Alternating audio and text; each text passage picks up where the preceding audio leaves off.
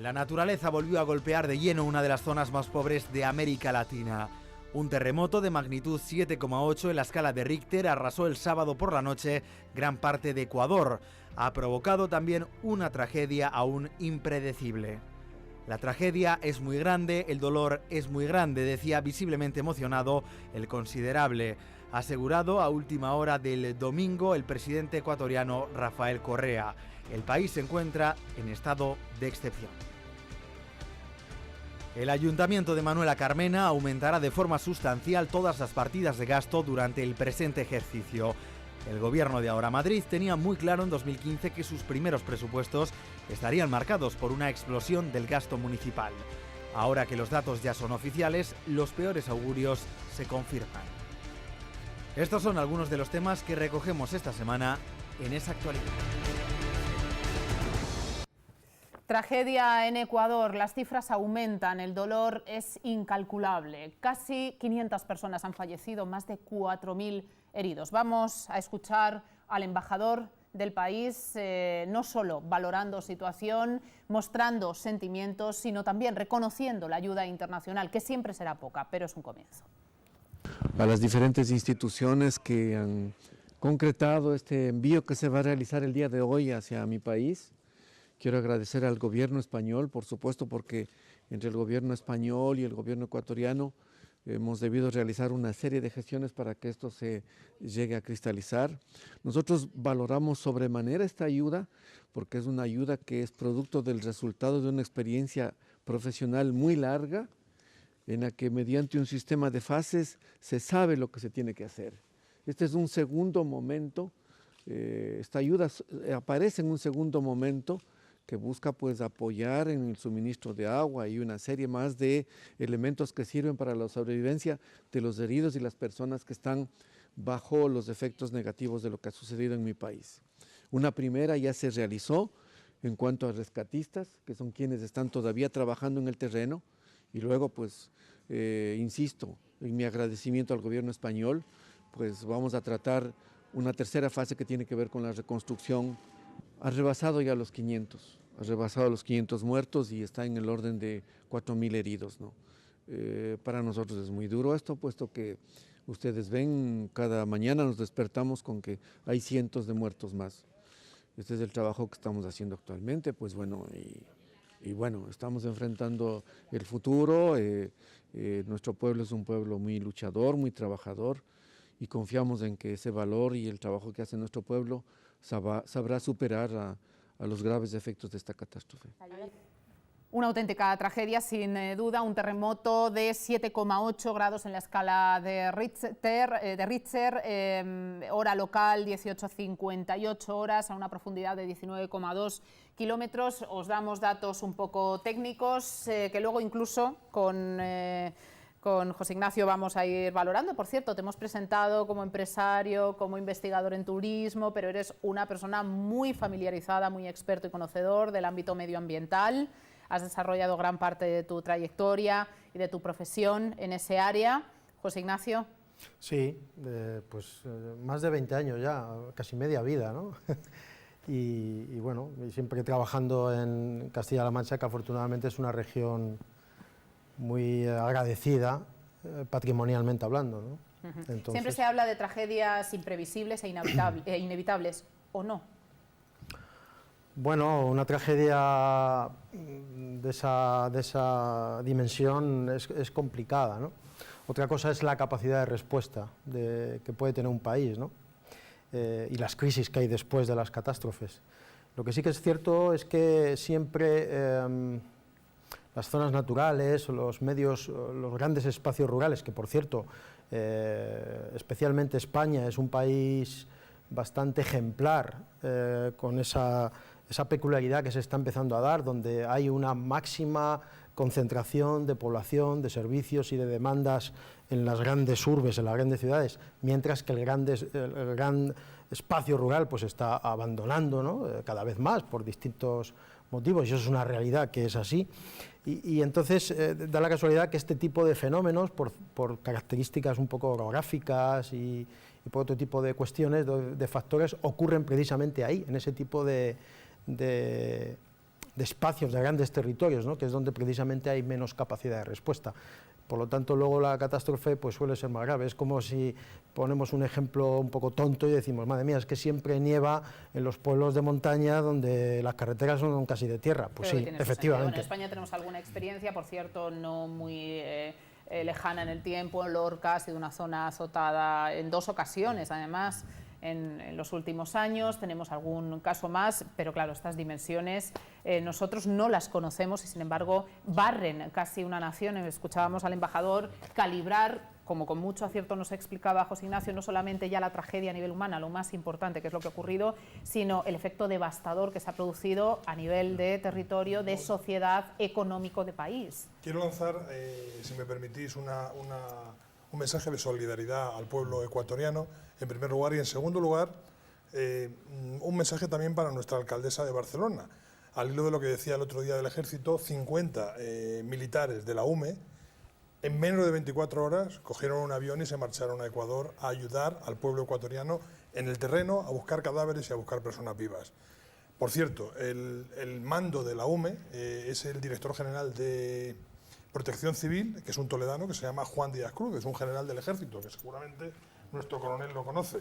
Un chico excelente, una persona estupenda, con una capacidad fuera de serie, a prueba de cualquier duda, y un ejecutivo de primera línea en este momento, aun siendo militar. Eso por una parte. Por otra parte, para que la gente tenga idea de la magnitud de lo que es un terremoto, se considera terremoto a partir de la escala 7 en Richter, lo demás son temblores. El de grado 4, que se considera también temblor, genera una energía equivalente a 15 toneladas de TNT, que es una bomba atómica. El de escala 7 genera una equivalencia en bombas atómicas de 15 bombas atómicas. Y el de escala 9, 25.000, o sea, la proporción en función de los grados que va subiendo no guarda ninguna lógica. 25.000 bombas atómicas, es decir, es destructivo totalmente.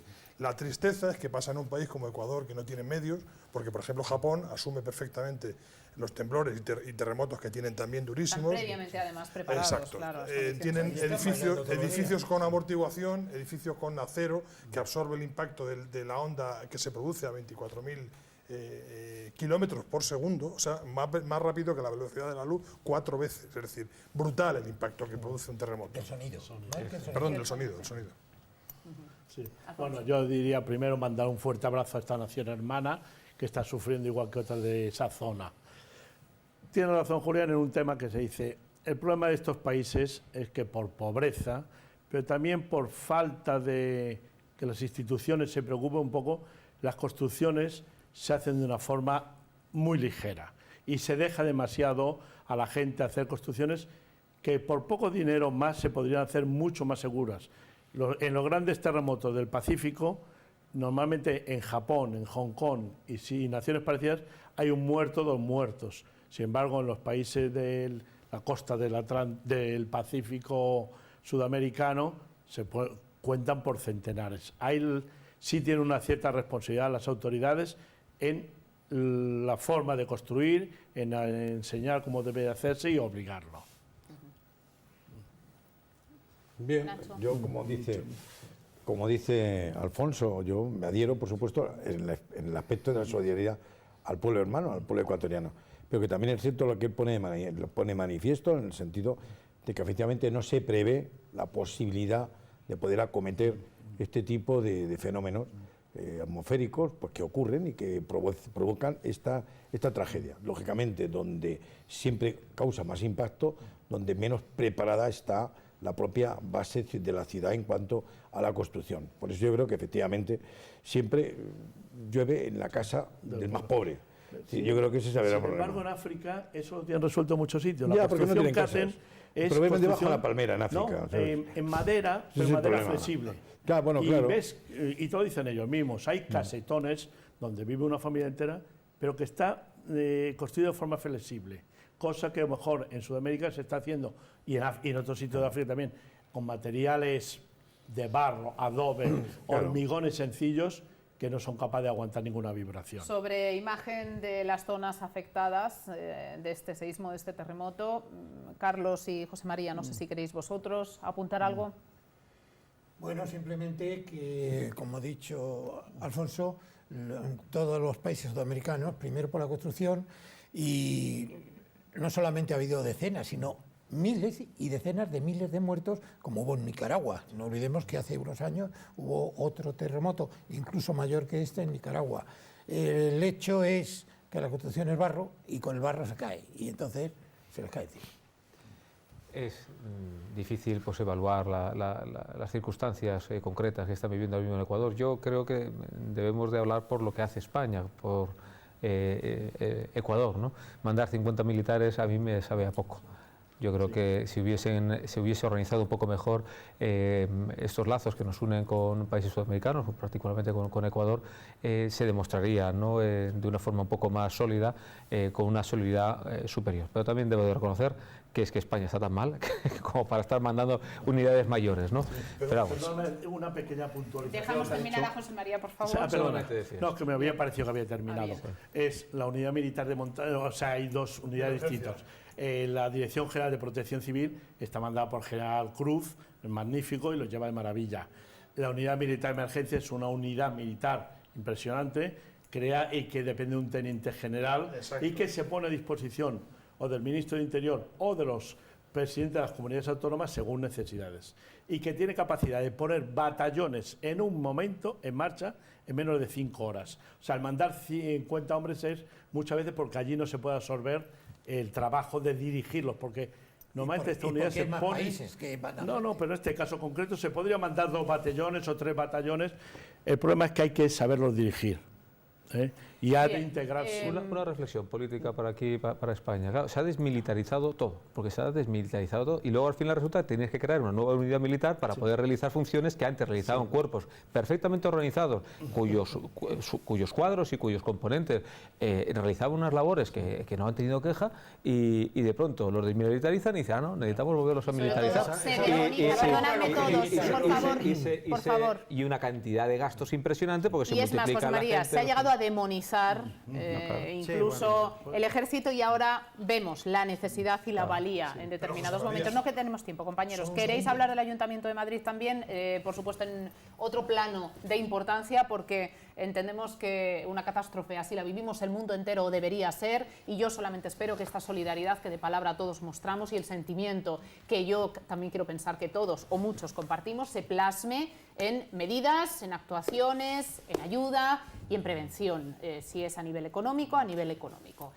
Dicho lo cual, no vamos a cerrar más que nada porque venimos anunciándolo además todo el programa. Sí lamento cortar un tema de esta importancia y de esta enormidad por casi algo anecdótico, o no, porque para los madrileños, créanme, adquiere mucha importancia. Hemos querido titularlo Barra Libre en el Ayuntamiento de Madrid. Y es que si el resto del país está intentando acotar el gasto público, el déficit se dispara, incluso desde las instituciones europeas tratan de establecer unos límites en ese gasto para los países y, por ende, en nuestro caso, para las comunidades autónomas, la señora Carmena, alcaldesa, no parece haberse enterado muy bien de la situación. Ha decidido nada más y nada menos que disparar el gasto en 1.169 millones para este año 2016. ¿En qué se va a emplear esta inversión que entrecomillo? Bueno, pues por ejemplo, en un sistema de riego que vamos a tardar nada más y nada menos que 400 años en amortizar.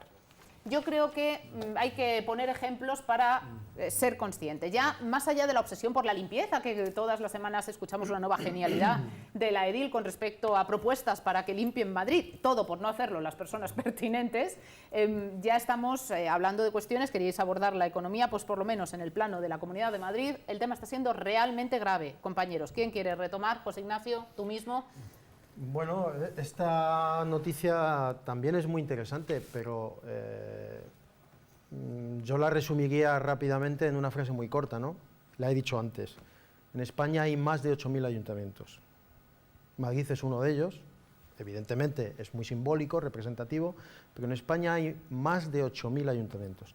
No estoy diciendo con esto que la administración local, como institución, como gobierno, a nivel municipal, tenga que desaparecer, ni mucho menos, todo lo contrario. Lo que sí que estoy diciendo es que está institucionalizada de tal manera el despilfarro, y es más, hay tan poco control político y real contra ese despilfarro que ocurra en el Ayuntamiento de Madrid es algo normal. Es algo normal. Oíamos noticias hace poco a nivel regional lo que estaba ocurriendo con el despilfarro, ahora lo oímos en el Ayuntamiento de Madrid, y al final el principal problema, al menos en mi opinión, es el siguiente. Rápidamente, que nos vamos, José Ignacio, por favor. Estamos en una situación de crisis absoluta donde en los últimos años han desaparecido, como todo el mundo sabe, y ha sufrido miles y miles de autónomos y empresas, entre otras cosas porque se les ha quebrado por falta o bloqueo de financiación. Lo que ocurre con los ayuntamientos y las administraciones en general, políticas, es que los bancos siguen dando financiación, aunque todos los ayuntamientos, como puede ser el de Madrid o cualquier otro, tengan déficit. De tal manera que ese agujero se sigue alimentando y manteniendo y haciendo cada vez más grande. Ese agujero que no permite dar financiación a los que realmente crean empleo, que son las iniciativas privadas en general, que hay muchas. Por lo tanto, ¿a qué responde esto? A un agujero negro que la señora Carmena, en mi opinión, va a seguir engordando hasta que llegue el próximo alcalde o alcaldesa. A mí me parece que es una... Julián, perdón, Carlos pedía la palabra y muy rápido porque nos vamos. Diré, puntualizando un poco lo que acaba de decir Ignacio, yo diré que tienes razón, en España hay 8.200 municipios, Francia, con 20 millones de habitantes más que España, tiene 3.200. Es decir, es mejor reducir, dotarlos bien y atender los ayuntamientos como Dios manda. Bueno, es un desastre como está organizado el tema municipal en España. Y el hecho de que ahora, cada vez que llegue alguien con ideas nuevas para implantar cosas nuevas, como esto del riego, y se le permite hacer lo que quiera, pues realmente nos puede llevar a la ruina. Si eres capaz de 10 segundos, Julián. 1.169 millones de euros me parece que es un tema de emergencia nacional, es decir, que una persona se permita el lujo de gastar dinero alegremente, emergencia nacional. José María. Una pequeña puntualización, es que para mí hay aquí mucha hipocresía. Hace 30 años la deuda del Estado era el 15% del Producto Interior Bruto, ya estamos al 100% del Producto Interior Bruto. Lo que está haciendo el señor es una barbaridad. Pero oiga, también quiero escuchar autocrítica por parte del PP y por parte del PSOE sobre cuál ha sido su política de despilfarro durante estos últimos 30 años. Por alusiones, Ignacio, con los mismos 15 segundos. Pues con respecto a lo que habéis dicho de los ayuntamientos, es el gobierno más cercano del ciudadano, y que la administración local, a pesar de que digáis que es destructora, ayuda mucho más, y que aquí si hay una atomización del tema de ayuntamientos es por la propia orografía que tiene el propio Estado español. Y en tercer lugar, con respecto a lo que tú has dicho, es cierto que el gobierno central, en este caso el gobierno de España, gobernado por el Partido Popular, lógicamente se llama al 100%. Los ayuntamientos llegan hasta donde pueden llegar y no pueden superar, porque eso está el señor Montoro. ¿Los mismos segundos, Alfonso? No, simplemente lo de siempre.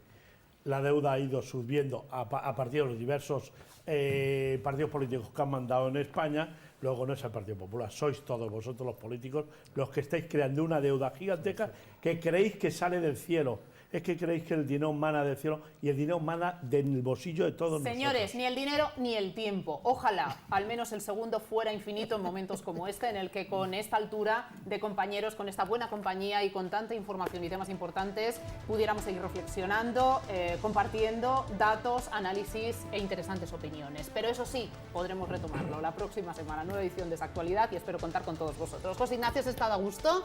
Por supuesto, además un gran nivel todos los compañeros y ¿verdad que sí? Eso, aparte de participar, siempre aprender cosas nuevas para mí es muy interesante. Sois una escuela, os admiro, os agradezco, os quiero, gracias, os emplazo a todos vosotros, buena semana, sed felices o intentadlo, a ustedes lo mismo, señores, adiós.